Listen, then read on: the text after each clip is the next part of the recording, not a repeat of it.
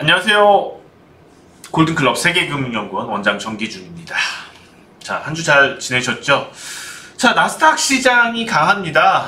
나스닥 시장이 강한 가장 큰 이유는 미국 금리 인상 관련돼서 당분간 이제 금리 인상 가능성이 없다, 이런 시사점.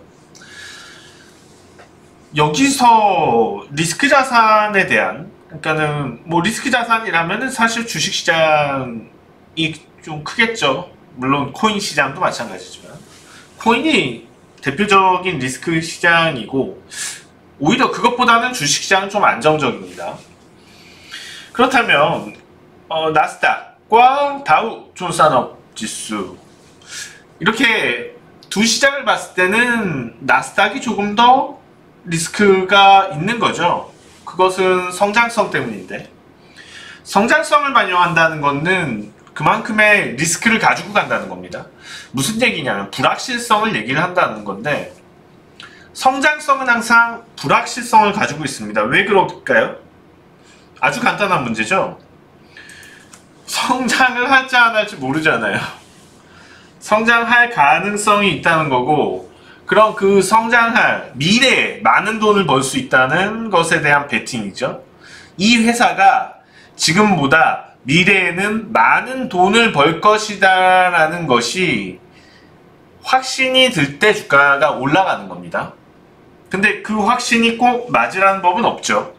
예를 들어 지금 우주항공, 그러니까 뭐 앞으로 우주여행을 통해서 많은 돈을 벌 수 있다, 원체 비싸니까. 근데 실질적으로 그게 정말 수익 사업이 될지는 나중에 가봐야지 알죠. 지금은 추정을 할 뿐이고 거기에 대해서 예상을 할 뿐인 겁니다.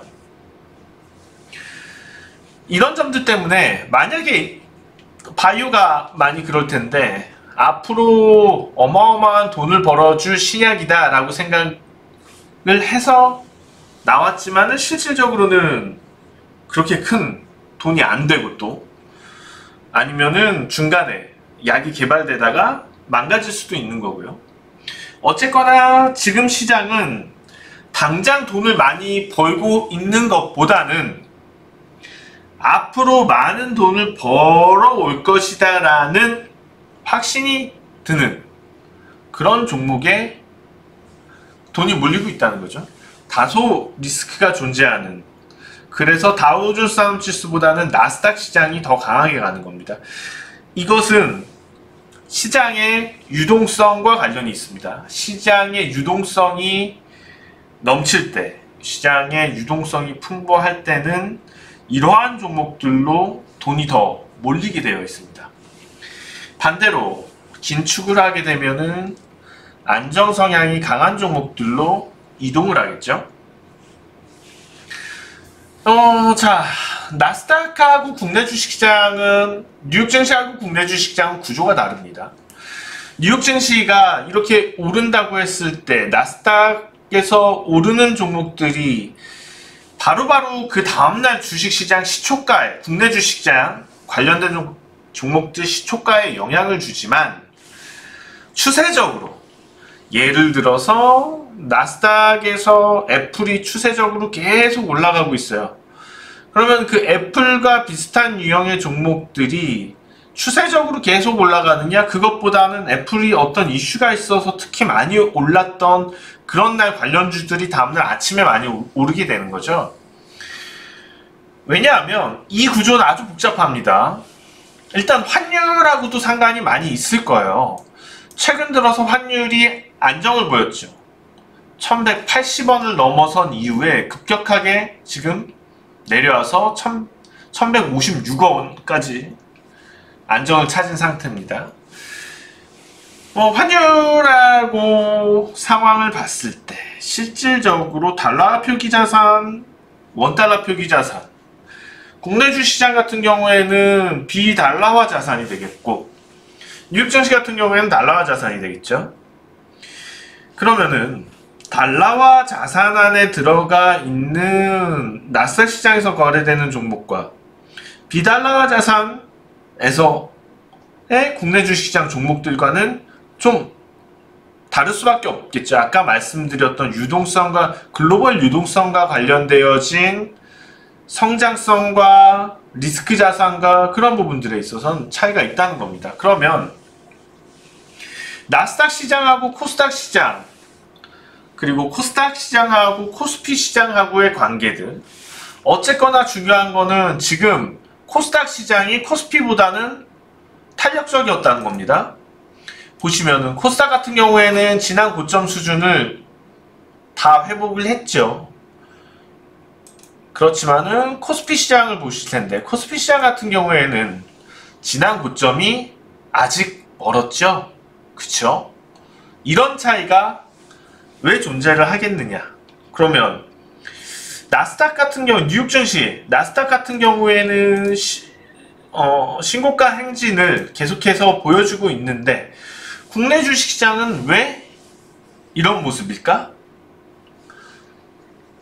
자, 먼저 환율, 아까 말씀드렸듯이 환율 측면에 있어서 그동안 계속해서 뉴욕 증시가 좀 더 유리한 측면을 가고 있었던 건 사실이에요. 최근 들어서야 환율이 좀 안정을 찾았지만, 그 밖에 돈이 쏠리는 현상에 대해서 생각을 해봐야지 되는데, 그러면 리스크가 어느 정도 있는 쪽 시장을 본다면 과거 한국 시장에 대해서도 눈독을 들일 만한 것도 있었겠죠. 성장을 많이 할 수 있는 국가. 그런데 실제로 이제 한국이 그런 축에 들지는 않습니다. 똑같이 미국과 똑같이 경제적인 안정성을 가지고 있는 시장이에요. 그런 시장에서 실질적으로 우리가 뉴욕 증시하고 견주어 봤을 때 성장성에 대한 프리미엄이 더 있겠느냐 라는 부분에서 거기에서는 오히려 코스피 같은 경우에는 떨어진다는 거죠. 자, 그렇지만은 코스닥 같은 경우에는 오히려 매니아적인, 리스크 매니아적인 측면에서는 유리할 수도 있어요. 단기적으로. 물론 그 시기마다 다르겠지만, 이를테면은 나스닥이 신고가를, 지금처럼 신고가를 저항선을 뚫고 신고가를 돌파하고 나오는 이러한 상황이라면, 그렇다면 코스닥 같은 경우에는 오히려 이것보다 더 탄력적으로 코스닥 같은 경우 흐름이 이렇게 만들어질 수 있다는 거죠.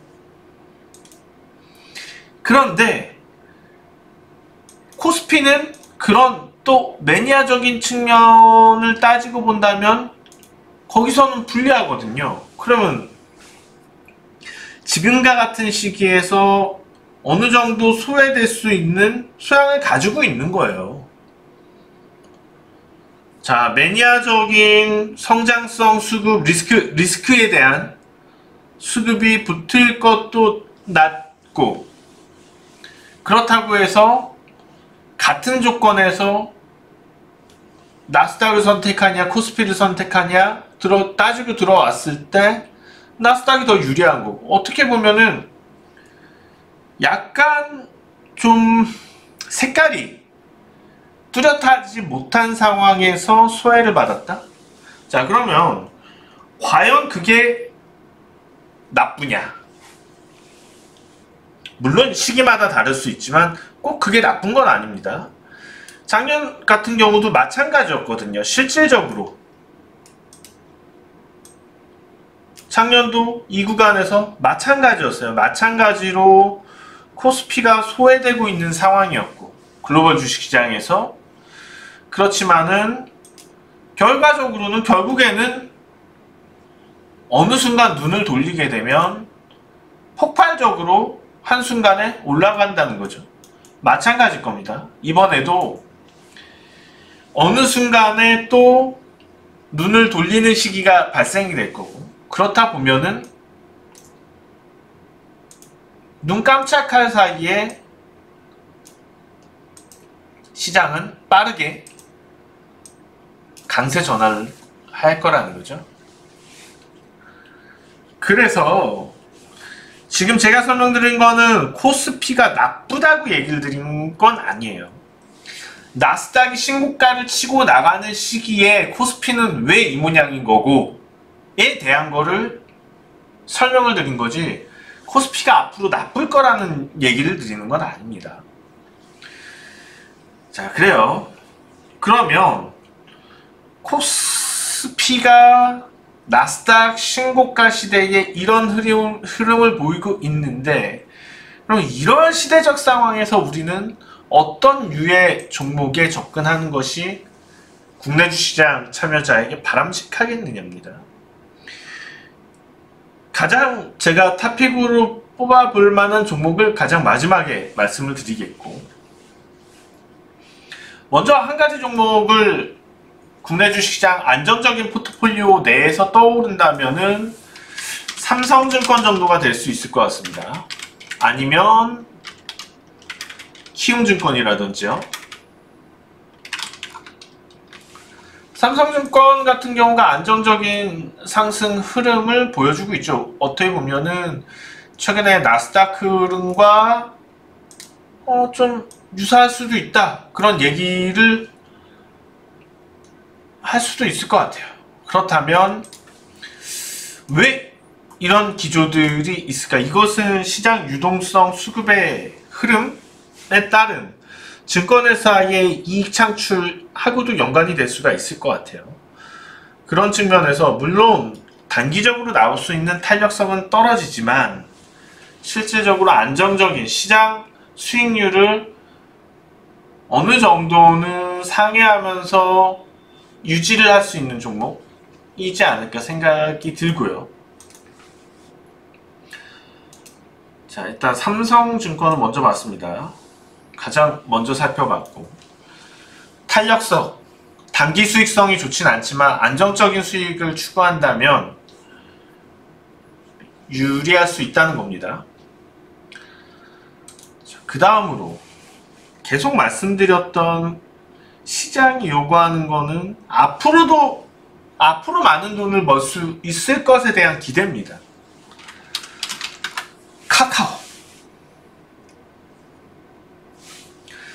카카오 관련주, 특히 카카오에 대해서는 지금 이렇게 주가가 많이 올랐다는 것만 생각할 건 아닌 것 같아요. 그리고 또 아주 장기적으로 볼 것도 아닌 것 같습니다. 분명히 어느 한계선까지 올라갈 거고 그 선 이후에는 한동안 몇 년 동안의 내리막을 갈 거예요. 그렇지만 아직 정상에 오르진 않았다는 겁니다. 7분 음성인지 8분 음성인지는 모르겠지만 분명한 것은 아직 정상은 멀리 있다는 거예요. 왜냐? 시장, 지금 시대적 나스닥이 신고가를 치고 나가는 시대적 상황이 그렇게 얘기를 해주고 있고 거기에 유리하다는 거죠. 당장에도 수익을 내고 있는 거고 앞으로 더 많은 수익을 낼 수 있는 기대, 성장성에 대한 기대가 높기 때문에 카카오 눈여겨보시고요. 자, 그 다음에는 전기차입니다. 2차전지, 전기차 뭐 이런 쪽에 대해서 이거는 한국뿐만 아니고 전 세계적인 성장성에 대한 어떤 트렌드라고 얘기를 할 수 있을 것 같습니다. 아직 전기차가 시중에 깔린 게 너무 적죠. 이제 깔리기 시작했으니까. 그럼 대부분의 차량들이 전기차가 분명한 겁니다. 이건 분명해요. 이거는 뭐 아직은 예측이지만 거의 팩트입니다. 거의 모든 차량은 친환경 차량이 될 겁니다. 이건 분명해요. 오히려 가격이 많이 낮아질 거고 나중에 10년 후에 보세요. 휘발유차가 더 비싸질 거예요. 뭔 얼토당토하는 소리냐라고 하실 분 계시겠지만 분명해요. 10년 후에 보세요. 휘발유차가 더 비싸질 겁니다. 무슨 얘기를 하는 거냐면 생산성이 그만큼 좋아진다는 거죠. 그만큼 많이 팔겠다는 거고 수익도 많이 낼 거라는 겁니다. 자, 먼저 모트렉스. 이런 종목 모트렉스와 한번 시세가 있긴 했었는데, 기술적으로 대충 이런 설명을 드릴게요. 무너질 거면은 벌써 끝나고 갔겠죠. 이런 지지들이 나온다는 건 저가 매수 세력이 있고 누군가는 잘 모아가고 있다는 겁니다. 시장의 유통 물량이 적은 상태에서 어떤 호재거리들이 나오게 된다면 올라가겠죠. 모트렉스 같은 종목을 유심히 봐주시면 좋겠고요.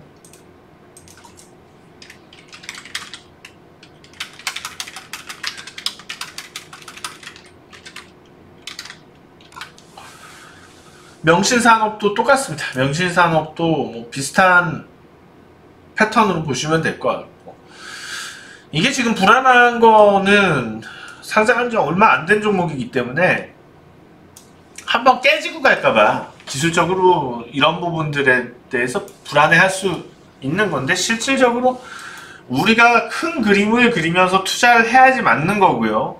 너무 당장 바로 앞만 생각해서 하는 투자는 별로 좋지 않습니다. 수수료 떼고 나면은 별로 남는 것도 없고요. 좀 멀리 보면서 투자를 하는 게 좋아요. 이런 거죠.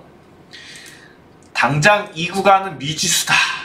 당장 이 구간은 미지수지만 이 구간을 지나고 나서는 이 구간 이후에 보이는 그림들은 이런 그림들이다라면 이 구간들에 대해서 당장 매수를 하고 내려가던 어쩌던 이거는 무시를 하는 겁니다.